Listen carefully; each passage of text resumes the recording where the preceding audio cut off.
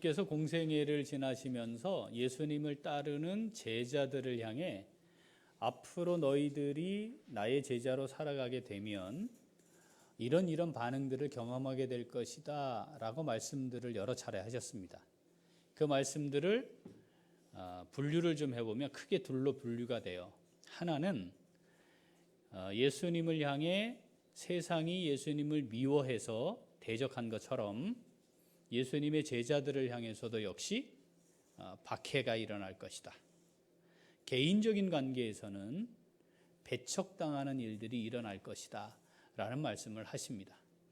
사회 제도가 바뀌지 않았기 때문에 당연히 예수님을 따라가는 사람들은 이제 예수의 잔당이 되는 거니까 당연히 일어날 수 있는 거죠.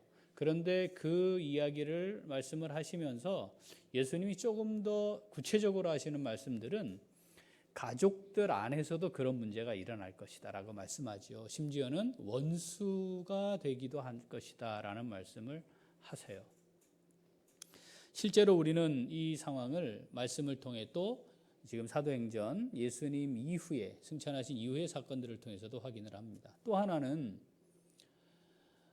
예수님의 제자로 살아가게 되는데 예수님의 제자로 살아가는 것, 즉 믿음으로 살아가게 될 때에 그 삶의 모습을 통해서는 칭찬을 받거나 그들의 인정을 받게 될 것에 대해 말씀을 하세요. 대표적인 예를 우리가 들어보면 마태복음 5장에서 예수님의 제자들의 정체성을 말씀하실 때 소금이라 빛이라 이렇게 말씀하시고 소금과 빛으로서의 삶을 살아가게 되면 그것이 착한 행실로 나타나게 되고 그 착한 행실이 나타남으로 하여 그것을 보고 있는 세상 사람들이 하나님 아버지께 영광을 돌릴 수 있도록 해야 한다고 말씀을 하셨죠. 이 말은 예수님의 제자가 된다는 것과 소금과 빛이 된다는 것이 같은 의미고 소금과 빛이 됐다는 말은 자연스럽게 따라오는 삶의 모습이 있을 것이고 그것이 결국은 착한 행실이라고 하는 큰 범주로 나타나 하나님께 영광을 돌리게 되는 것이다 라는 말씀을 하신 거죠. 그러니까 이 두 개의 나누자면 두 개의 큰 흐름이 나타날 것이다 라고 예수님이 말씀을 하셨습니다. 자, 우리가 지금 이 두 가지 예수님이 말씀하신 현상을 그대로 보는 중입니다. 자, 대표적인 것은 배척이죠. 그리고 박해입니다. 자, 성전에 나면서부터 걷지 못하던 사람을 고쳐주었습니다. 이거 박수치고 칭찬할 일이 아닙니까? 아무도 할 수 없는 일을 해주었으니 야, 참 좋은 일 했다, 착한 일 했다 뭐 이랬어야 되는데 지금 옥에 갇히게 되고 그들이 전했던 말에 대해 지금 산헤드린 공회 앞에서 신문을 받고 있습니다. 이게 당시 유대 사회, 이스라엘 사회에서 예수님을 따라 살아가는 제자들에게 닥치게 될, 반드시 경험하게 될 상황을 지금 보여주고 있는 거죠. 우리가 성경을 사도행전을 읽어보셨으면 아시겠지만 이제 지금부터 시작이 되어서 이 상황들이 반복되다가 결정적으로는 교회가 공중분해되지 않습니까? 그 교회가 공중분해됐던 계기가 된 사건이 스데반이 돌에 맞아 순교하는 겁니다. 그것을 기화로 해서 이제는 예루살렘 교회가 사도들만 남고 형체가 없어지는, 다 흩어지는 예수님이 예언했던 상황 그대로 성취가 됩니다. 자, 사도행전은 크게 두 개의 구절 우리가 꼭 기억해야 한다고 그랬어요. 첫 번째는 1장 8절입니다. 1장 8절의 예언의 말씀이 어떻게 성취되었는가를 기록하고 있는 게 사도행전이라 했죠. 자, 이 1장 8절을 읽을 때마다 반드시 뒤집어서 뭘 읽어야 된다? 8장 1절을 읽어야 된다 했습니다. 그게 성취에 대한 선언이니까. 자, 8장 1절을 같이 한번 읽어보겠습니다. 사울은 그가 죽임당함을 마땅히 여기더라. 누가 죽임당한 거죠? 스데반입니다. 돌에 맞아 죽었죠. 그날에 예루살렘에 있는 교회에 큰 박해가 있어 사도 외에는 다 유대와 사마리아 모든 땅으로 흩어지니라. 아멘. 자, 흩어질 것이다. 땅 끝까지 이르게 될 것이다. 땅 끝까지 이르게 되면 거기서 뭐가 될 것이다? 증인이 될 것이다 라고 말씀하셨고, 그 1장 8절의 말씀이 8장 1절에서 성취되는 것을 우리는 확인하게 됩니다. 그러니까 스데반 집사님의 순교까지가 사실은 계속 긴장이 고조돼 가고 있는 거죠. 박해받을 것이고, 그 안에서는 가족끼리 원수가 되는 일이 일어날 것이고, 배척도 일어나고, 이게 계속 고조가 되는 거죠. 자, 그러면 그렇게 암울한 기록만 있었느냐? 그렇지 않습니다. 예루살렘 교회를 향한 사람들의 평가가 있었습니다. 반응. 자, 사도행전 2장 47절 같이 읽어봅니다. 하나님을 찬미하며 또 온 백성에게 칭송을 받으니 주께서 구원받는 사람을 날마다 더하게 하시니라. 아멘. 그런데 그 제자들의 공동체를 바라본 세상이 그들의 삶의 모습을 보고는 어떻게 반응했다고요? 칭송했더라. 저 무리들, 저 집단들이 굉장히 이상합니다. 자기들과 다릅니다. 그리고 같이 하기에 선뜻 마음이 내키지도 않습니다. 혹시 저 사람들과 내가 엮이면 어떻게 하나 싶은 마음도 들 수 있는 사람들이었습니다. 실제로 박해가 진행이 됐죠. 성령이 강림을 하고 이 사도들이 옥에 갇히는 상황에서부터 본격적으로 박해와 배척이 시작이 됐는데, 그러면 그때는 달라졌나요? 그렇지 않아요. 자, 사도행전 5장. 지금 사건은 3장이잖아요. 시간이 많이 흘러요. 자, 5장 13절 읽어봅니다. 14절까지. 그 나머지는 감히 그들과 상종하는 사람이 없으나 백성이 칭송하더라. 믿고 주께로 나오는 자가 더 많으니 남녀의 큰 무리더라. 아멘. 이 사건 이후에도 제자들이 솔로몬 행각에 모입니다. 여전히 성전에 모여서 같이 기도하고 그곳에서 하나님께 영광을 돌려드려요. 그때에 사람들이 두려워서 거기 오는 사람은 없었대요. 그런데 뭐는 했다고요? 칭송했더라, 그 사람들을. 사회적으로는, 제도적으로는 지금 이 사람들을 수용하는 것은 불가능하고 그들과 함께 하는 것도 사실은 가능하지 않았는데, 그들의 모습, 삶의 모습에 대해서는 어떻게 했다고요? 칭송했더라는 겁니다. 자, 하나님께서 예수님을 이 땅에 보내셔서 예수님을 통해 이루실 구원 계획이 어떻게 성취되었는가를 알게 하시고, 예수님을 따르는 사람들, 또 예수님을 통해 구원의 은혜를 누리도록 믿음을 주시는 이 과정을 진행하시면서 두 가지가 함께 있을 것이다. 박해와 배척이 있을 것이다. 그런데 나에게 영광 돌리는 일도 있을 것이다. 그러니까 이런 상황이 있는 건 지극히 당연합니다. 자, 그러면 배척을 하는 것과 칭송을 하고 칭찬을 하는 것, 이 두 개는 완전히 극단적인 양상이지만 시작은 하나예요. 시작. 그 시작이 뭐냐면 따라할까요? 나하고 다르다.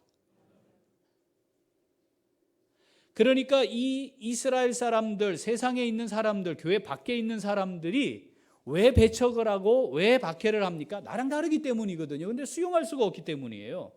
칭송을 해요. 칭송을 한다는 말은 나보다 훨씬 낫다라는 인식이 있는 거죠. 그래, 저렇게 해야 해 라고 하는 인식이 있다는 거죠. 나하고 다른 거예요.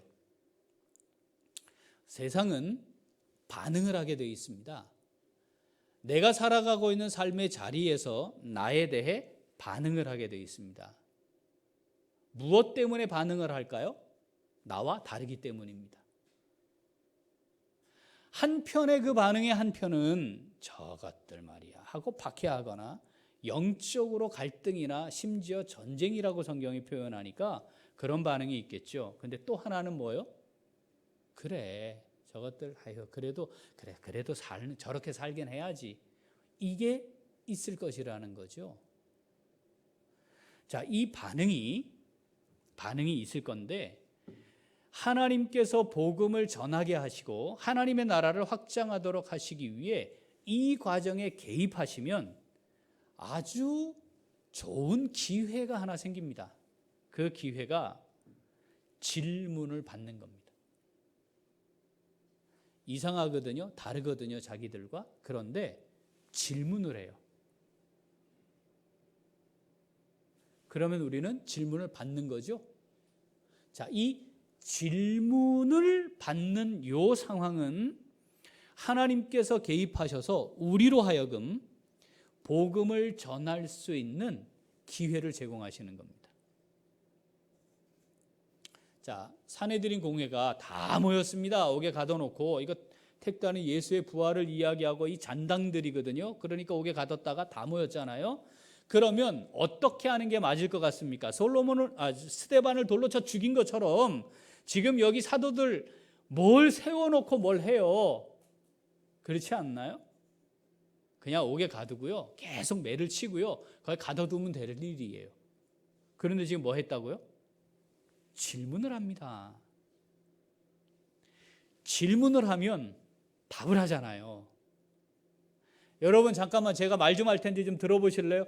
안 들어요. 경험해 보시죠. 저에게 3분만 시간을 주시겠습니까? 제가 3분 짧게 좀 말씀드릴게요. 됐어요 하고 가지. 그런데 질문을 해오면 이건 정말 좋은 기회가 되는 거죠. 자, 사내들인 공회가 모여서 그들 편에서는 아주 바보 같은 짓을 한 겁니다. 질문한 거죠. 우리는 하나님이 지금 이 상황에 개입하셨다는 것을 알 수 있습니다. 자, 질문은 이거예요. 7절부터 9절까지 같이 읽어보겠습니다. 사도들을 가운데 세우고 묻되 너희가 무슨 권세와 누구의 이름으로 이 일을 행하였느냐? 이에 베드로가 성령이 충만하여 이르되 백성의 관리들과 장로들아 만일 병자에게 행한 착한 일에 대하여 이 사람이 어떻게 구원을 받았느냐고 오늘 우리에게 질문한다면, 사실 이 베드로가 성령에 지금 충만하였기 때문에 아주 지혜롭게 답을 해요. 질문을 살짝 바꿨잖아요. 그렇죠. 사내들인 공회의 질문은 무슨 권세와 누구의 이름으로 이 일했냐 이거예요. 그런데 질문을 잠깐 바꿔서 구원의 문제로 끌고 와서 이제 답을 해요. 어쨌든 질문이 있었기 때문에 그 자리에서 답을 할 수 있는 겁니다. 여러분, 사내들인 공의회, 예수님을 제거했던 바로 그 법정에서 예수님이 구세주 구원자이심을 선언할 수 있었다. 이건 참으로 놀라운 사건이 아니겠습니까? 어떻게 생각하십니까? 이건 정말 놀라운 사건입니다. 여기에 우리가 다 모였는데 신천지 교역자가 와가지고 지금 우리가 다 모여있는 이 자리에서 이만희 씨가 구세주임을 이야기하는 게 공식화됐다고 생각을 해보세요. 다 알고 시작을 하는 일인데 가능하지 않아요. 그렇지 않을까요? 그런데 지금 예루살렘의 모든 것의 출발점이라 할 수 있는 사내들인 공회에서 예수님이 구원자이심이 선포되는 겁니다. 시작은 뭐였다고요? 질문입니다. 자, 사도행전 4장 10절부터 답은 뭐였나? 같이 읽어봅니다. 너희와 모든 이스라엘 백성들은 알라. 너희가 십자가에 못 박고 하나님이 죽은 자 가운데서 살리신 나사렛 예수 그리스도의 이름으로 이 사람이 건강하게 되어 너희 앞에 섰느니라. 자, 첫 번째는 뭐예요? 나면서 못 걸어 이 사람이 예수의 이름으로 건강하게 되었다는 겁니다. 11절 읽죠? 이 예수는 너희 건축자들의 버린 돌로서 집 모퉁이의 머릿돌이 되었느니라. 예수님이 누구냐? 집 모퉁이의 머릿돌이 되었다. 자, 12절 다른 이로서는 구원을 받을 수 없나니 천하 사람 중에 구원받을 만한 다른 이름을 우리에게 주신 일이 없음이라 하였더라. 예수님만이 구원자이시다. 유일한 구원자이시다. 자, 이걸 사내들인 공회에 선언한 겁니다. 우리가 예수님의 제자로 이 땅을 살아가게 된다면, 또 살아가고 있다면, 앞으로 살게 된다면 똑같은 상황에 놓일 겁니다. 산헤드린 공회 앞에 서는 것은 아니지만 동일하게 예수님을 대적하는 무리든지 아니면 예수님 앞에 구원받아야 할 사람이든지 하나님이 구원하기로 작정된 사람이든지 그들 앞에 있게 될 거라는 겁니다. 그들 가운데 서게 될 거라는 겁니다. 오늘 이 말씀을 통해 그때 너희들이 대답하여야 한다고 오늘 우리에게 말씀하시는 거죠. 아, 이렇게 질문 받을 수 있겠구나. 그러면 어떻게? 대답해야 하는 거구나. 대답해야 하는 거구나. 그것이 예수를 믿고 살아가는 성도들이 오늘 주어지는 하루를 살아갈 때 늘 기억해야 하는 겁니다. 대답을 해야 되는 거구나. 답을 해줘야 되는 거구나. 저들이 묻고 있구나. 아, 저들이 물을 거구나 내게. 왜 너희는 우리와 다르니? 너는 왜 그러니? 물을 거구나. 왜 이 일을 하고 있니? 물을 거구나.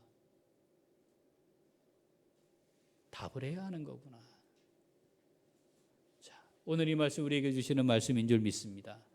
하나님이 우리를 구원하시고 우리를 다시 선택하여 부르셔서 구원의 은혜 가운데 있게 하시고 우리를 다시 세상으로 보내시는 이유 뭐 하라고요? 답하라고.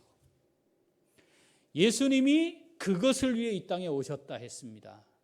그것을 우리는 큰 이름으로 용어로 전도라고 씁니다.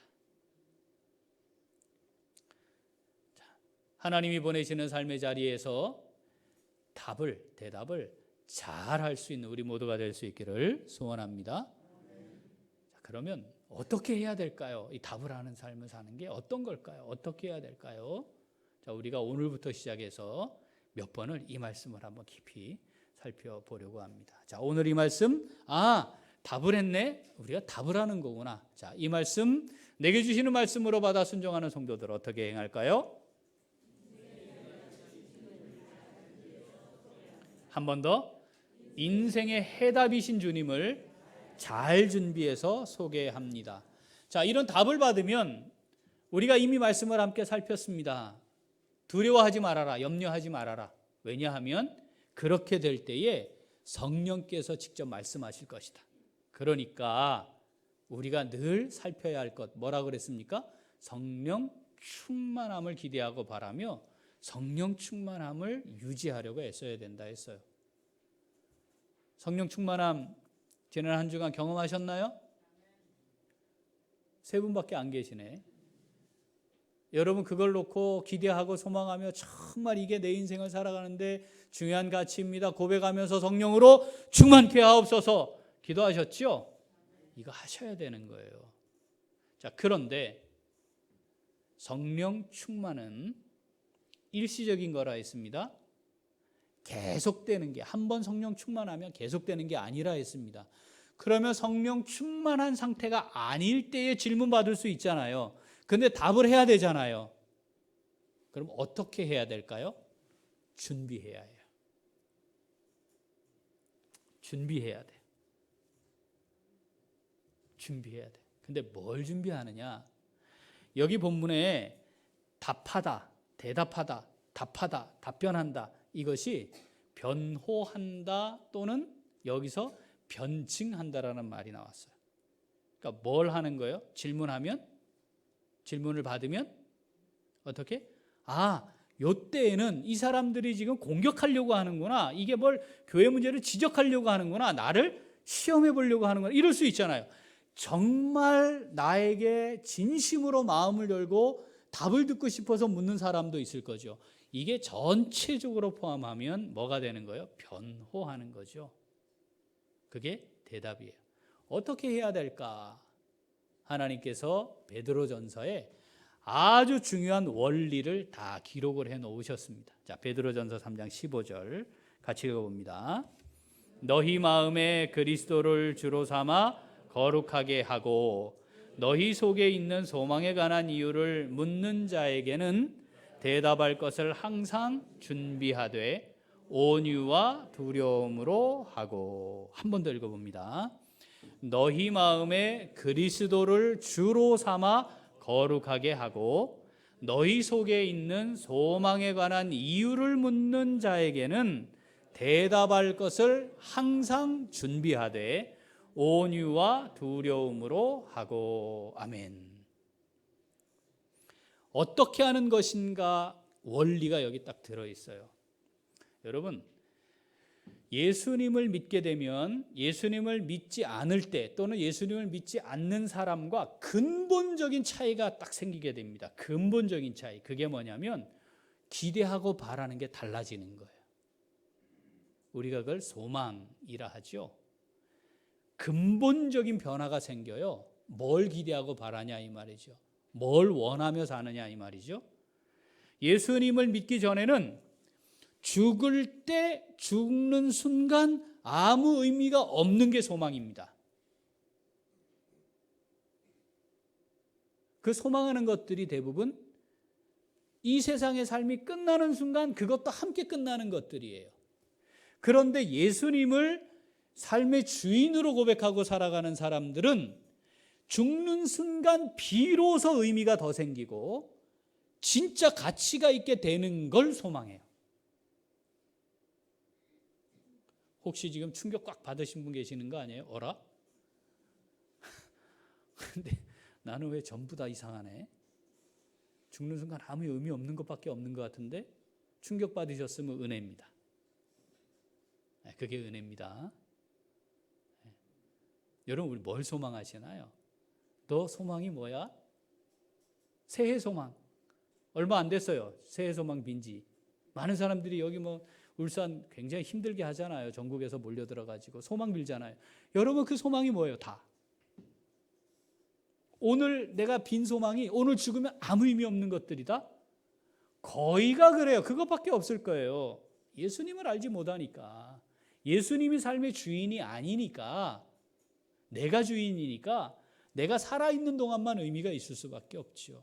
그런데 예수님을 아는 사람들은, 예수님을 믿는 사람들은, 예수님을 내 삶의 정말 주인으로 모시고 사는 사람들은 예수님 앞에 갔을 때 의미가 진짜지.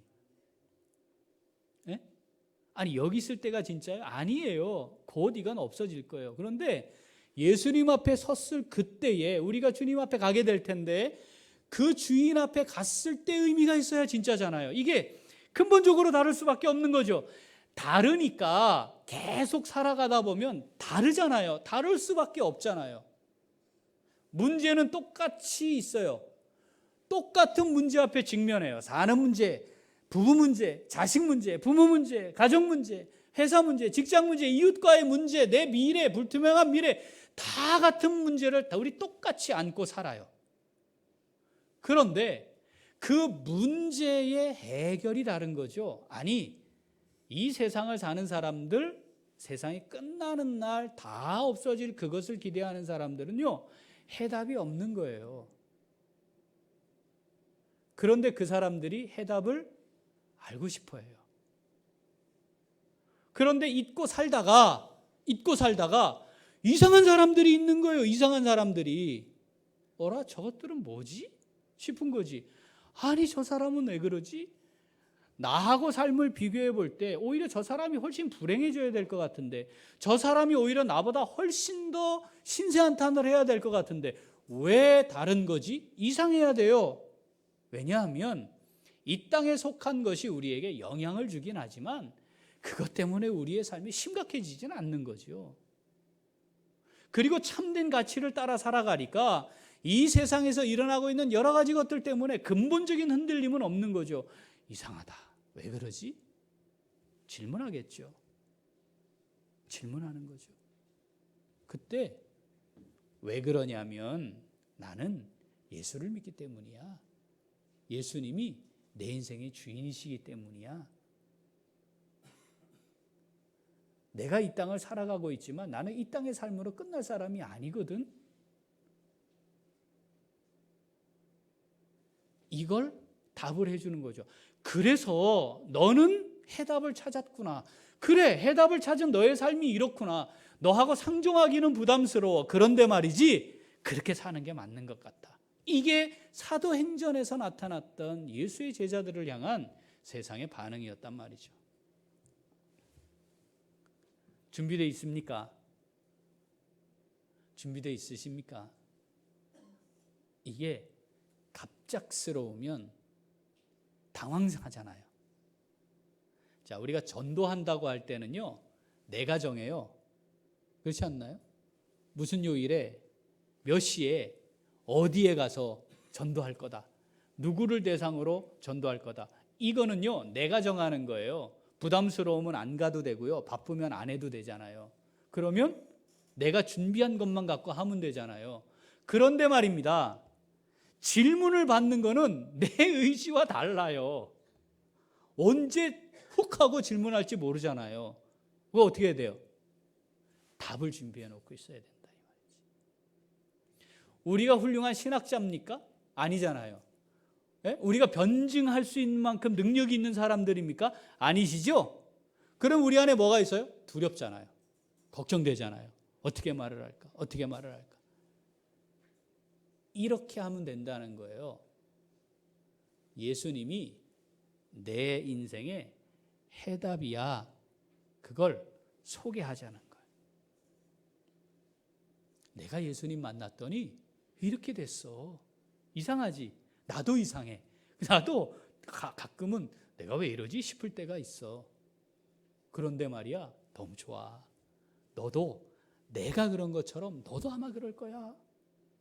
소개는 할 수 있잖아요. 소개. 네, 소개할 수 있잖아요. 이걸 어떻게 하자고요? 준비하자. 오늘 베드로전서 3장 15절이 우리에게 그것을 말씀하고 있는 겁니다. 준비해야 한다. 자, 이 질문을 받게 되는 게 정상. 질문 받으셨죠? 받아보셨죠? 23년 전에. 그 다음부터는 안 물어. 왜 안 물을까요? 왜 안 물을까요? 물어봤자 답이 없을 게 뻔히 아니까 안 묻는 거예요. 물론 묻고 싶은데 주저하는 사람들도 있겠지만 똑같으면 물을 필요 없어요. 이상해야 묻는 거예요. 야, 저 사람은 나하고 다른 애 답을 찾았네. 그럼 묻는 거죠. 질문 받으셔야 돼요. 질문 당하셔야 해요. 자꾸 질문 받으셔야 해요. 당신은 왜 그래 도대체? 나한테 비결 좀 알려줘. 내가 당신이었으면 난 벌써 죽었다. 자살했다. 난 한 10번은 죽었다. 근데 어떻게 살아? 이 질문 받아야지 정상이라니까요. 많이 질문 받으셔야 해요. 자, 그런데 질문을 받았는데 요걸 예수님을 잘 소개하는 기회로 삼아야 되잖아요. 그죠? 자, 베드로전서 3장 15절 세 가지 원리가 딱 나와 있어요. 자, 첫 번째 읽어봅니다.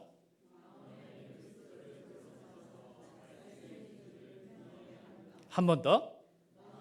그리스도를 주로 삼아서 말씀의 기준을 분명하게 합니다. 본문은 거예요. 마음에 그리스도를 주로 삼아 거룩하게 하고, 거룩하다는 말이 죄가 없는 상태, 죄와 분리된 상태가 거룩이거든요. 근데 죄의 정의가 뭐예요? 말씀에서 벗어났다가 죄잖아요. 그러니까 결국 거룩은 말씀 위에 세우는 게 거룩이에요. 아무리 강조해도 지나침이 없어요. 왜 범죄하며 삽니까? 하나님 말씀이 없기 때문이에요. 때로는 말씀이 여기에만 있기 때문이에요. 뜨겁게 동의가 안 되거나 삶으로 순종하는 게 훈련이 안 되면, 머리에만 있으면 오히려 그 말씀이 자기를 찌르는데도 모르고 다른 사람을 찌르는 짓을 하죠. 그럼에도 불구하고 일단 말씀이 마음에 새겨져야 합니다. 그러면 거룩한 삶을 살아갈 수 있습니다. 첫 번째, 달라야 되지요, 세상과. 그게 뭐예요? 기준이? 말씀이 기준이 되어야 한다. 자, 두 번째, 한 번 더. 대답할 것을 항상 준비하래요. 항상 준비하래요. 13년 전에 준비해 놓으셨죠? 그러면 안 된다는 거예요. 어떻게 하라고요? 항상 준비해야 돼요. 틀림없이 남편 문제가 있으니까 나한테 질문할지도 몰라. 그럴 수 있잖아요. 그런데 그분이 보기에 당신이 남편한테 하는 거나 내가 남편 하는 거나 비슷하니까 거긴 답이 없겠네. 그러면 안 묻겠죠. 어떻게 생각하세요? 그럴 수도 있고, 그죠? 그 사람이 미처 아직 질문하기에 준비가 안 됐을 수도 있고, 그런데 질문에 오면 예수님이 해답인 것을 소개하면 되는 겁니다. 자, 항상 준비해야 합니다. 항상 준비해야 합니다. 자, 세 번째. 한 번 더. 온유와 두려움으로 대답하는 겁니다. 자, 준비도 항상 하고 있어요.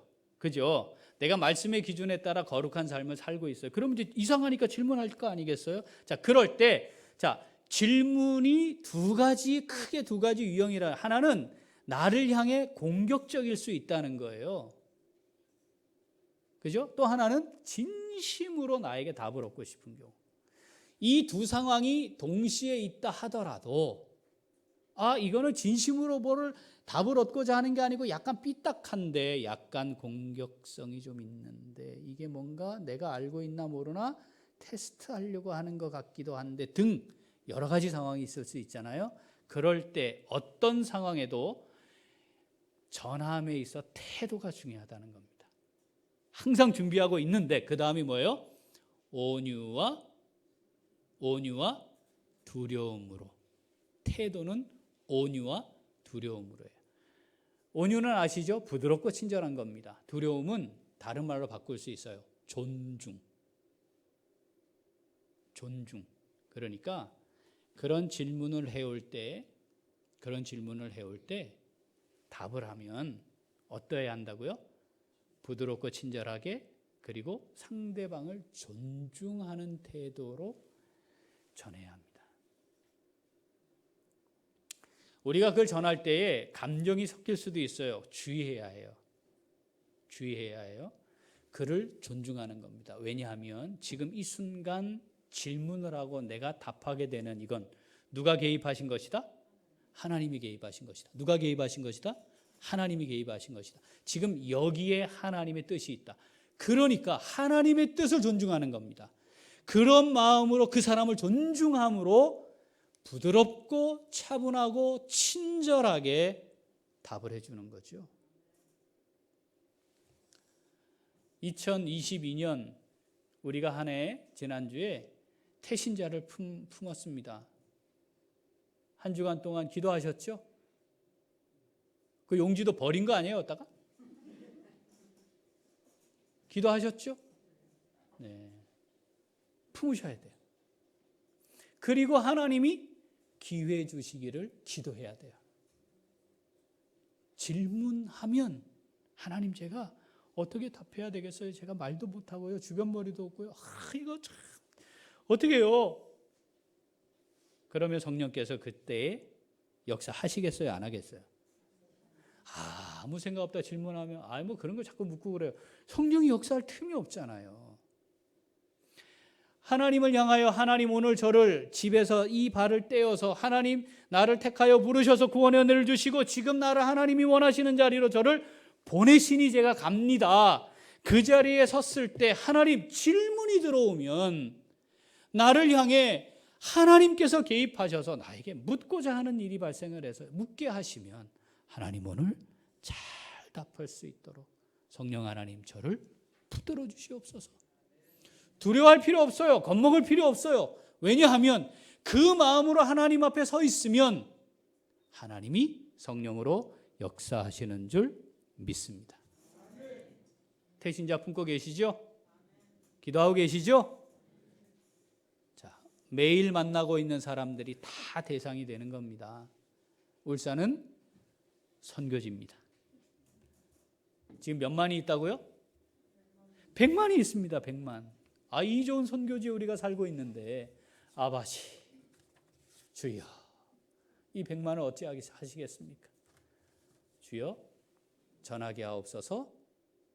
내 인생의 해답으로 만난 이 주님 간절히 찾고 있는 저 사람에게 하나님 제가 잘 소개할 수 있도록 하나님 저를 사용하여 주시옵소서.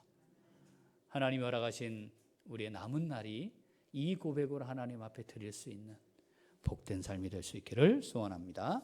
기도하겠습니다. 하나님 아버지 감사합니다.